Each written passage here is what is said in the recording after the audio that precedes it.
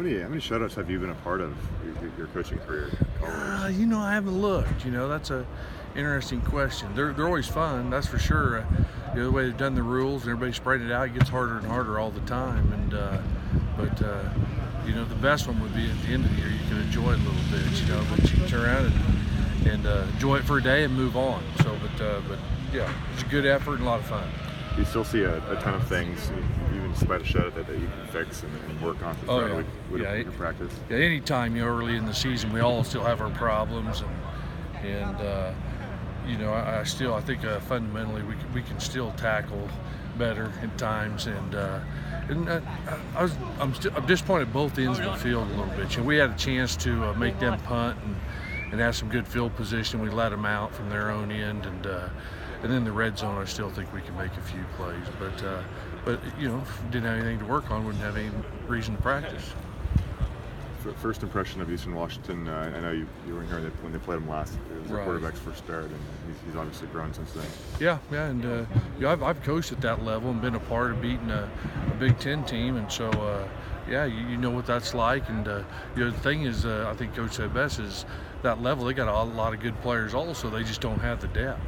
But as long as you can keep those 11 usually healthy on each side of the ball, they got a good product. They sure do. And they get the ball to them athletes in space, and great screen team. Maybe one of the better screen teams that I've seen on film. And so we're going to have to do a good job of controlling their screens, and that's all about tackling and leverage.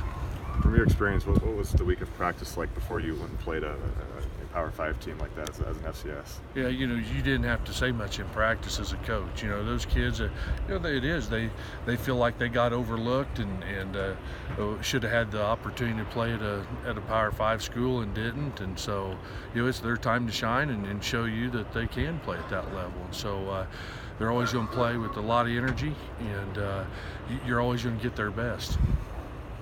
Can you look at film from the last game just to kind of see matchups, or is that helpful? Or did you guys look at more of the recent stuff? Yeah, more of the recent stuff. 2 years out, is one thing, but so we pay more attention to how they finished last year, how they started this year, and base your decisions on that.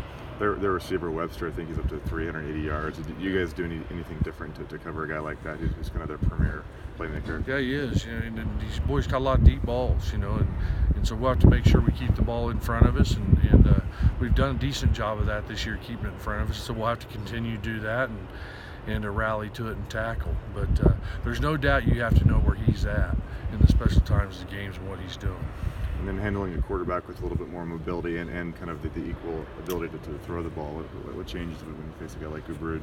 Well, the hardest quarterbacks are ones that can extend plays with their legs, and so we're going to have to make sure that we keep him in the pocket as much as possible and keep him in there and get a good push. And then when he does get out, hopefully we got somebody right on him, because he's made some tremendous plays running outside the pocket. We asked Gardner this the other day. It was the latest college football game he's ever been a part of. I know you've kind of been on the East Coast most of your career and the Midwest. Was that the latest game that you've ever coached in, 8 p.m. on the West Coast? I'm pretty sure it was. I think one time we come out to UNLV and kicked off at like 7 o'clock. And so, but the good thing was, I had a chance to catch a nap, and that was important. Did you watch college football throughout the day, but kind of leading up to a little the game? bit, but not much. Is that I do a lot of film study, as it gets later in the week, and so I did that. But like I said, the most important thing that was a nap. So I'm glad this one's been moved up a few hours. How did the atmosphere of Martin Stadium, your first game here, kind of compare to what you envisioned?